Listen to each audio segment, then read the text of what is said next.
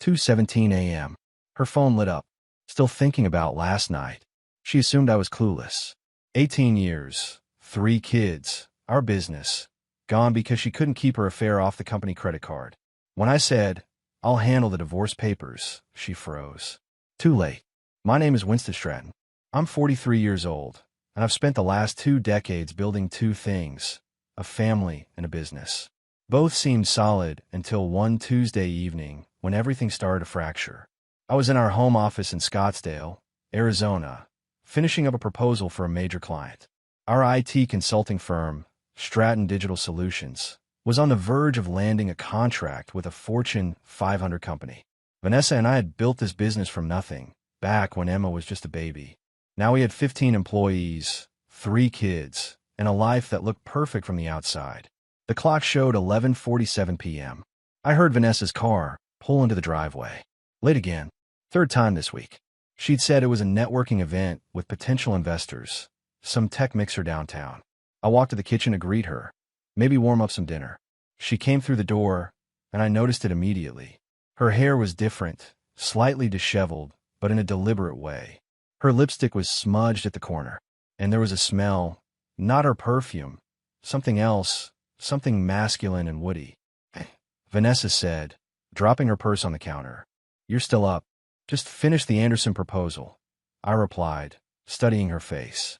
"How was the event?" "Exhausting." She kicked off her heels and headed toward the stairs. "I'm going to shower and crash." She didn't look at me. Not once. In 18 years of marriage, Vanessa always looked at me when she came home. Always kissed me hello. Always asked about my day before talking about hers.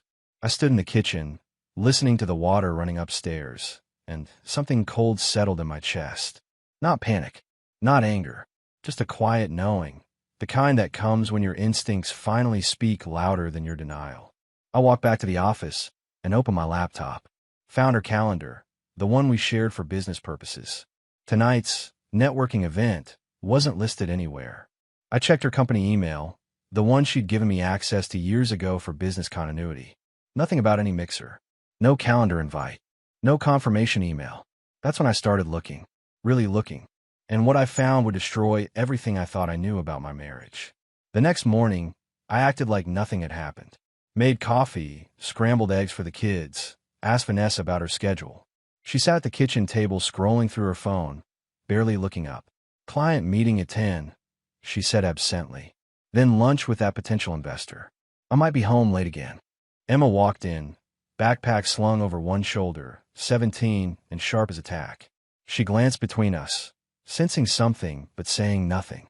Jake thundered down the stairs next, 14 and perpetually hungry, grabbing toast without sitting down. "Where's Lily?" I asked. "Still getting dressed," Emma said. "She's taking forever picking out shoes." Normal morning. Normal family. Except nothing felt normal anymore. After everyone left, I went to my office and did something I never thought I'd do. I called my brother Nathan. He's a divorce attorney in Phoenix, one of the best, and I needed advice before I went any further. "When?" Nathan answered on the second ring. "What's up?" I hesitated. Saying it out loud would make it real. "I think Vanessa's having an affair." Silence. Then, "What makes you think that?" I told him everything. The late nights, the missing calendar entries, the smell, the way she'd stopped looking at me. Nathan listened without interrupting. "You need proof," he finally said. "Solid, undeniable proof. Not just suspicions. If you're going to do this, especially with the business involved, you need documentation." "How do I get that without becoming someone I'm not?" I asked. Nathan's voice softened. "When you're protecting yourself and your kids. There's nothing wrong with that. Check her phone records, credit card statements, anything you have joint access to. But don't do anything illegal. Don't hack her personal accounts. Stay clean."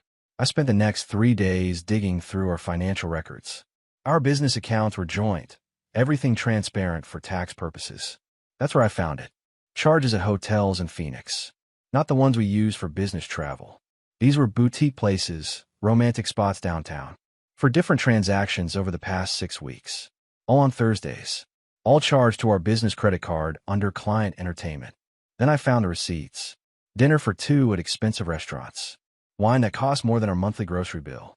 She'd categorized them as business expenses, deductible, smart. Except I knew for a fact we had no clients in those areas.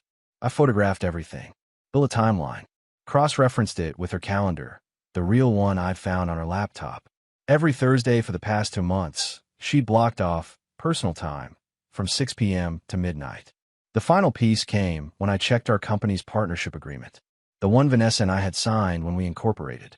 I drafted it myself with Nathan's help, back when we were young and optimistic and thought we'd never need the protective clauses.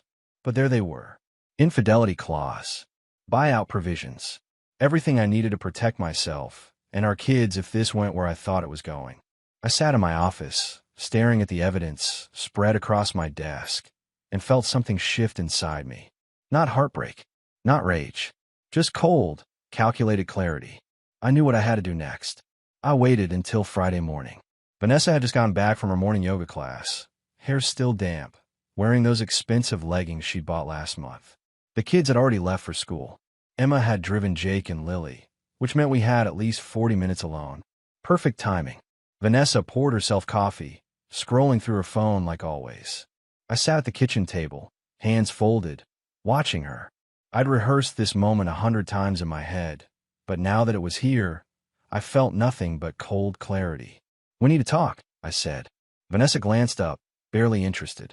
"About what?" "About Brad Sullivan." Her hand froze mid-scroll, just for a second. The tell was tiny, but I caught it. Then she recovered, arranging her face into a mask of confusion. "Ooh, the guy you've been meeting at the Phoenician every Thursday night," I said, keeping my voice level and calm. "The one you've been charging to our business account as client entertainment. The one who's been helping you spend $8,000 of company money over the past 2 months. The color drained from Vanessa's face. She set her coffee down slowly, carefully, like she was buying time to think. "Winston, I don't know what you're talking about." I slid a folder across the table. Vanessa stared at it, but didn't touch it, like it might burn her. "Hotel receipts, restaurant charges, GPS data from your company car, which is also company property. I've got dates, times, locations, even the wine you ordered." I paused. "I also reviewed our partnership contract. You remember the infidelity clause, right? The one you thought was paranoid when I insisted Nathan draft it into our agreement." Vanessa's jaw tightened. Her eyes flashed with something defensive, almost angry. "You've been spying on me, going through my things." "I've been reviewing our business expenses," I corrected her. "Something any 50% partner has the legal right to do." What I found was my wife systematically stealing from our company to fund an affair. "That's embezzlement, Vanessa. That's fraud." She opened her mouth, closed it again. Her eyes darted toward the hallway, probably calculating if she could leave, regroup, come back with a better story. I'd seen her do it in business negotiations 100 times. "Don't," I said quietly. "Don't insult me by lying anymore. I've got everything. Text messages you thought were deleted. Calendar entries. Even a statement from the hotel staff confirming you've been a regular guest." Vanessa's face changed then. The mask slipped completely. What replaced it was something cold, calculating, defensive. "You want to know why?" Her voice rose. "Because you haven't touched me in over a year. Because all you care about is work and the kids and that stupid house. Because I felt invisible in my own marriage. So you decided to betray 18 years of marriage and endanger our business." I stood up slowly, walked to the counter, poured myself more coffee. My hands were completely steady. "Here's what's going to happen. You're going to call Brad. You're going to tell him you'll be free next week, permanently, because I'll be handling the divorce papers." Vanessa just stared at me, completely frozen. Her eyes went wide, pupils dilating. "Wait," she whispered. "What?" "You heard me. You can't be serious."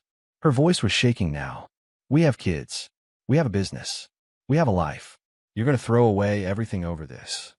I looked at her, really looked at her, and felt nothing but profound disappointment. "I'm not throwing anything away, Vanessa. You already did that. The moment you chose to lie, to steal, to betray everything we built together. Pack your things. You can stay at your sister's. I want you out by Sunday evening." Vanessa didn't leave quietly. She spent the next hour cycling through every manipulation tactic in her arsenal. First came the tears, the pleading, the promises that it was just a mistake, that Brad meant nothing, that she'd end it immediately if I just give her another chance. When that didn't work, she tried bargaining. So we could go to counseling, that we could work through this, that divorce would hurt the kids more than her affair ever could. When I didn't respond, she turned vicious. "You'll regret this," Vanessa hissed, her face twisting into something ugly. "My father will destroy you. You think you can just kick me out of my own company? I built that business just as much as you did." "Our company," I corrected calmly. "And according to the partnership agreement you signed, infidelity committed by a partner, especially when using company resources for personal gain, triggers an immediate buyout clause at a discounted valuation. Nathan's already drafting the paperwork. You'll get what you're legally entitled to. Nothing more." Her face went chalk white. "You talked to your brother about this?" "You told Nathan." "I talked to my attorney about protecting my interests and my children's interests," I said firmly. "Emma's applying to colleges next year. Jake and Lily need stability, not chaos. You think I'm going to let you take them down with you? Let you destroy their future because you couldn't keep your vows?" That shut her up. For about 10 seconds. "The kids don't need to know about this," Vanessa said desperately. "We can tell them we grew apart. We can be civil." "I agree," I replied. "Which is why you're going to pack your things quietly and leave without making a scene. Because if you force me to explain to Emma why her mother destroyed this family, I will tell her the truth." That afternoon, after Vanessa had locked herself in the bedroom, I sat down with Emma. She deserved to know first, being the oldest and the most perceptive. We sat in my office, door closed, the sounds of the house settling around us. "Dad, what's going on?" Emma asked immediately. "Mom's been crying all morning, and I heard you arguing." I took a deep breath. No point in sugarcoating it. "Your mother and I are getting divorced. She's been having an affair for the past several months, and I'm not willing to stay in a marriage without trust and honesty." Emma stared at me. I watched her process it, saw the confusion, then the understanding, then the anger flash across her face. "That's why she's been gone so much. All those Thursday night meetings." "Yeah, I knew something was wrong," Emma said quietly. Her voice shook, but she was holding it together. "She's been different, distant. I thought maybe you two were just stressed about work." "I'm sorry you noticed," I said. "I should have seen it sooner." "Don't apologize." Emma's jaw set in a way that reminded me of myself. "She did this, not you. Are we going to be okay?" "We're going to be fine," I promised. "Better than fine. I need you to help me with Jake and Lily, though. They're going to need their big sister more than ever." She nodded, wiping her eyes quickly. "What about the business?" "Smart kid. Always thinking 2 steps ahead. I'm buying her out. The company will continue. Our employees will keep their jobs. Nothing changes professionally." That evening, I sat Jake and Lily down together in the living room. Jake was old enough to handle more details. Lily needed gentler truths. "Your mom and I have decided to get divorced," I said simply. "Sometimes adults make mistakes and hurt each other, and the best thing to do is to live separately so we can both be better parents to you." Jake went silent, his face shutting down the way it did when he was processing something painful. Lily's eyes filled with tears immediately. "Is it my fault?" Lily whispered. I pulled her onto my lap. "No, sweetheart. This has nothing to do with you. This is between your mom and me. You 3 are the best thing that ever happened to me, and that will never change." Jake finally spoke. "Where's Mom going to live?" "With Aunt Rachel for now. You'll still see her. We'll work out a schedule." By Sunday evening, Vanessa was gone. She'd packed 3 suitcases, taken her car, and left without saying goodbye to the kids. Just walked out the door while they were at their grandmother's house. 18 years of marriage, 3 children, and she couldn't even face them. Emma found me in the garage that night, where I was organizing tools just to keep my hands busy. "She's really gone?" Emma asked. "Yeah." "Good," Emma said quietly, fiercely. "She doesn't deserve you, and she doesn't deserve us." I pulled my daughter into a hug and realized something profound. I wasn't broken. I wasn't even damaged. I was free. Monday morning hit like a freight train. I was in my office at Stratton Digital Solutions, reviewing the preliminary buyout calculations Nathan had sent over, when Michelle, our executive assistant, knocked on my door. "Winston, there's someone here to see you. He says it's urgent. Name's Brad Sullivan." My blood went cold, then hot, then settled into something perfectly calm. "Send him in." Brad Sullivan walked into my office like he owned the place. Tall, confident, wearing an expensive suit that screamed tech money. He had that practice smile, the kind that worked on investors and apparently worked on my wife. Winston Stratton. Brad extended his hand. I didn't take it, just looked at him until he lowered it awkwardly. I think we need to talk, Brad said, settling into the chair across from my desk, uninvited. About what? I asked. About the Anderson contract. The Fortune 500 deal you're pitching? I'm the VP of Technology at Anderson Industries. I'm the one evaluating your proposal. The room tilted slightly. This couldn't be real. The universe couldn't be this cruel or this perfect. You're joking, I said flatly. Brad's smile widened. Not joking. Small world, right? I've been reviewing your proposal for the past 3 weeks. Very impressive work. Vanessa's been helping me understand your company's capabilities during our meetings. There it was. The smugness. The deliberate provocation. I stood up slowly, walked around my desk, and closed the office door. Then I turned to face him, keeping my voice perfectly level. Let me make something very clear, I said. My personal life and my professional life are completely separate. You want to evaluate our proposal? Fine. Evaluate it on merit. But if you think you can leverage your relationship with my soon-to-be ex-wife to manipulate this deal, you're making a serious mistake. Brad's smile faltered. I'm not trying to manipulate anything. Then why are you here? I asked. In my office, telling me you're sleeping with my wife and reviewing my biggest contract. What exactly did you hope to accomplish? He shifted uncomfortably. I want to be upfront. Professional. Man to man. Man to man. I stepped closer. A man doesn't sleep with another man's wife. A man doesn't use business opportunities to rub affairs in someone's face. You want professional? Get out of my office. Review the proposal objectively. Make your decision based on the work, not the drama. Brad stood up. You're making this personal.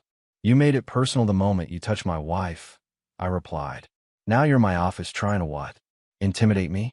Assert dominance? I don't intimidate, Brad. And if you tank this deal because of your relationship with Vanessa, I'll make sure every tech executive in Phoenix knows exactly why. This industry talks. Choose wisely. Brad left without another word. I sat back down on my desk, hands shaking slightly, and called Nathan. We've got a problem, I said. That evening, I got home to find Emma sitting on the front steps, her face pale and worried. Dad, it's Lily, Emma said immediately. She won't come out of her room. She's been crying for hours. I tried talking to her, but she wants you. I found Lily curled up on her bed, hugging her favorite stuffed elephant, her 8-year-old face blotchy and wet with tears. My heart broke. Hey, sweetheart, I said softly, sitting on the edge of her bed. Lily looked up at me. Is Mommy coming back? She'll visit, I promised. You'll see her all the time. But why did she leave? Lily's voice cracked. Did I do something bad? Was I not good enough? I pulled her into my lap, holding her tight. Listen to me, Lily. None of this is your fault. Not one bit. Sometimes grown-ups make mistakes and hurt each other, and the best thing is to live separately. But you, Jake and Emma, you three are perfect. You're the best parts of both of us. I miss her. Lily sobbed into my shoulder. I know, baby. I know. Jake appeared in the doorway, silent and watching. At 14, he was trying to be strong, but I could see the cracks forming. Jake, come here, I said. He hesitated, then walked over. I pulled him into the hug, too, and we sat there, the three of us, while Lily cried and Jake fought back his own tears. We're going to be okay. I promised them. I'm not going anywhere. Emma's not going anywhere. We're going to figure this out together. Later that night, after I'd gotten Lily to sleep and Jake had retreated to his room, Emma found me in the kitchen. Mom called, Emma said quietly. She wants to talk to the kids tomorrow. Okay. I don't want to talk to her, Emma admitted. Is that wrong? I pulled her into a hug. No, honey. You feel what you feel. But she's still your mom. Eventually, you'll need to find a way to communicate, even if you're angry. I'm so angry, Dad, Emma whispered. At her. At what she did to you. To us. I know, I said. Me too. But we can't let anger poison us. We're better than that. Emma nodded against my shoulder. I'm glad you're my dad. I'm glad you're my daughter. Nathan called me Thursday morning with news that made everything worse. When? I found something, Nathan said, his voice tight. Remember that money you were saving for the move to Colorado? The $80,000 in the joint savings account earmarked for the down payment on the house in Boulder. My stomach dropped. What about it? It's gone. Vanessa transferred it to a personal account 2 weeks ago. Before you confronted her, she was planning this. I sat down heavily. That money represented years of sacrifice. Extra contracts, late nights, skipped vacations. We've been planning to relocate the business to Boulder, expand into the Colorado market. The kids were excited. Emma had already visited the University of Colorado campus. Can we get it back? I asked. We can try, but it'll take time. She'll claim it was for business expenses, or that she's entitled to half of the divorce settlement. The fact that she moved it before you filed might actually work in our favor. Shows premeditation. I drove to Rachel's house, Vanessa's sister's place, where Vanessa had been staying. Rachel answered the door, looking uncomfortable. She's not here, Winston, Rachel said. I'm not here to fight, I replied calmly. But she stole $80,000 from our family. Money meant for our kids' future. I need to know if you're aware of what she's doing. Rachel's face fell. She told me it was her money, that you were trying to freeze her out. Rachel, check the account dates. Check when she transferred it. I didn't even know about the affair until after she moved that money. She planned this. She's been preparing to run for months. Rachel looked sick. I'll talk to her. Don't bother, I said. Just know that when this goes to court, the truth will come out. All of it. That evening, Emma came to me with her phone. Dad, you need to see this. It was an Instagram post for Vanessa. A photo of her and Brad at some upscale restaurant. Wine glasses raised, smiling. The caption read, New beginnings. Sometimes you have to let go of the past to embrace your future. She posted this publicly. I asked, stunned. Emma nodded, angry tears in her eyes. Half my friends have seen it. People are asking me questions. It's humiliating. I pulled her into a hug. I'm sorry, sweetheart. Your mother's making poor choices. She's making selfish choices, Emma corrected. There's a difference. The next morning, I got a call from Anderson Industries. Not from Brad. From his boss. Mr. Stratton, this is Patricia Chun, CEO of Anderson Industries. I understand there's been some personal conflict between you and one of my VPs regarding your proposal. I chose my words carefully. There have been some complications, yes. Brad Sullivan no longer works for this company, Patricia said bluntly. We don't tolerate employees who create conflicts of interest or engage in unprofessional conduct. Your proposal is still under consideration, and it will be evaluated solely on merit. I apologize for any distress this situation has caused. After she hung up, I sat back in my chair. Brad had been fired. Vanessa's meal ticket was gone, and I felt absolutely nothing but cold satisfaction. Friday afternoon, I was picking up Jake from wrestling practice when my phone exploded with notifications. Texts from Emma, from other parents, from our neighbors. I pulled over and checked. Emma had posted something on Instagram, a long message that started, Since my mom decided to make her life public, I'm going to tell the truth. My heart stopped. I called Emma immediately. Dad, I know you're going to be mad, Emma said before I could speak.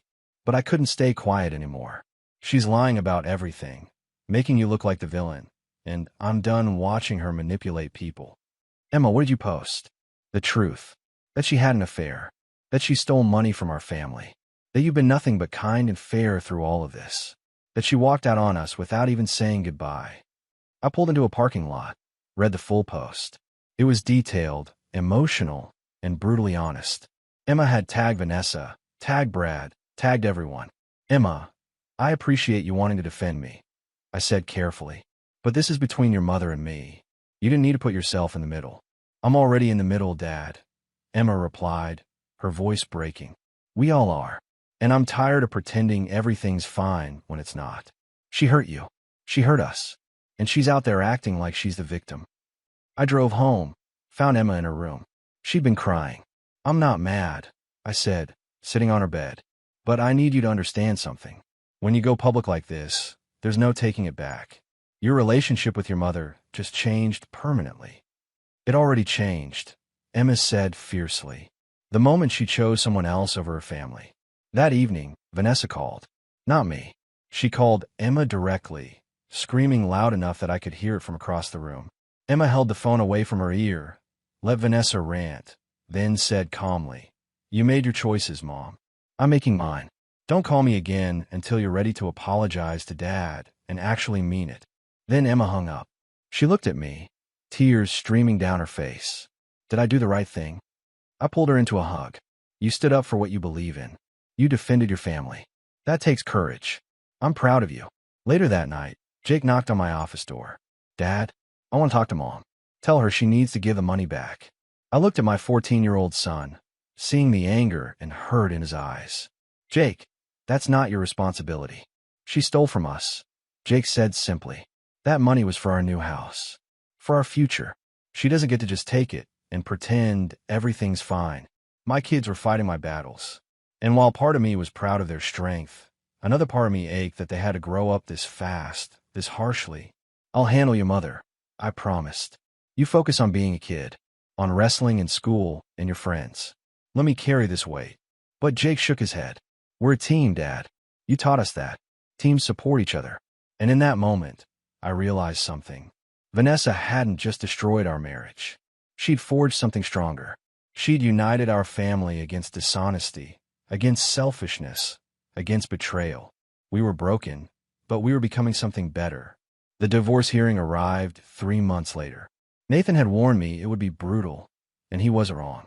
Vanessa showed up with an aggressive attorney from Phoenix, a woman named Catherine Price who specialized in high-asset divorces. They came ready for war. Your Honor, Catherine began, my client has been systematically pushed out of the business she helped build. Mr. Stratton has used his position to isolate her, to turn their children against her, and to manipulate financial records. Nathan stood immediately. Your Honor, we have documented evidence that Mrs. Stratton engaged in an extramarital affair using company resources, embezzled company funds, and transferred marital assets to personal accounts in preparation for divorce. We're not requesting anything beyond what the partnership agreement stipulates. The judge, a no-nonsense woman in her 60s named Judge Martinez, looked over the documents. I've reviewed the partnership agreement. The infidelity clause is clear. Mrs. Stratton, did you or did you not engage in an affair while using company credit cards for personal expenses? Vanessa's attorney tried to object, but the judge silenced her with a look. I made a mistake, Vanessa said quietly, playing the victim. I was lonely. Winston had become distant, cold. I sought companionship. That's not what I asked. Judge Martinez interrupted. Did you use company funds for personal expenses related to an extramarital affair? Vanessa hesitated. Yes, but... And did you transfer $80,000 from a joint savings account to a personal account prior to divorce proceedings? That money was mine, Vanessa argued. I earned it too. Nathan stood again. Your Honor, that money was specifically designated for a family relocation and business expansion to Boulder, Colorado. Mrs. Stratton transferred it 3 weeks before Mr. Stratton even knew about the affair. We have documentation showing premeditation. The judge reviewed more documents. I'm ordering the immediate return of 75% of that money to a joint account pending final asset division. Mrs. Stratton, you'll receive your buyout according to the partnership agreement terms, which, given the circumstances, is generous. Vanessa's face went white. Catherine Price tried to argue, but the judge had made her decision. Outside the courtroom, Vanessa approached me, tears streaming down her face. Winston, please. Don't do this. We can still fix this. There's nothing to fix, I said calmly. You made your choices. Now you live with the consequences.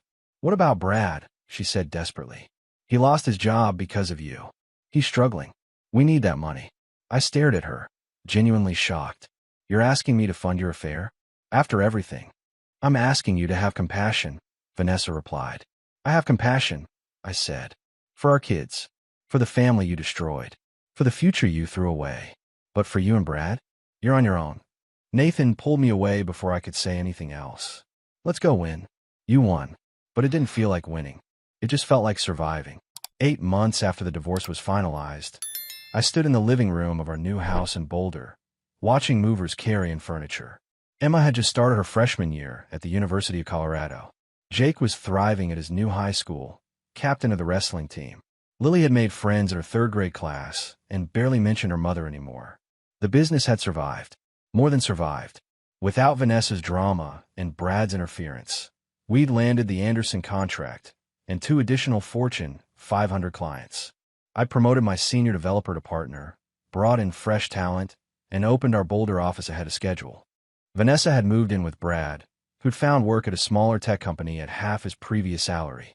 She'd burned through her settlement money within 4 months, tried to take me back to court for more support, and lost. Emma refused to speak to her. Jake saw her once a month out of obligation. Lily asked about her sometimes, but didn't seem particularly interested in visiting. Robert Hayes, Vanessa's father, had become a regular presence in our lives. The 68-year-old showed up for Jake's wrestling matches, took Lily to the park on Saturdays, and had Sunday dinners with us once a month.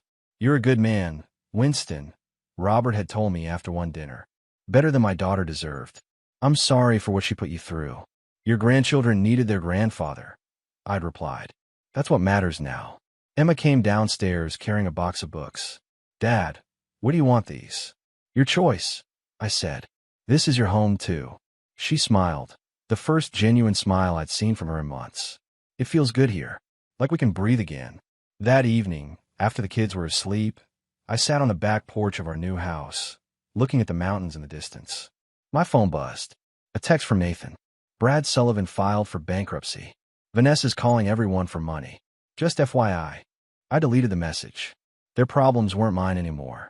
I thought about the man I'd been a year ago, the one who'd discovered his wife's betrayal, and thought his world was ending. I'd been wrong. My world hadn't ended. It had just been cleared of the rot, so something stronger could grow. I taught my kids that integrity matters, that honesty matters, that you don't compromise your values even when it hurts.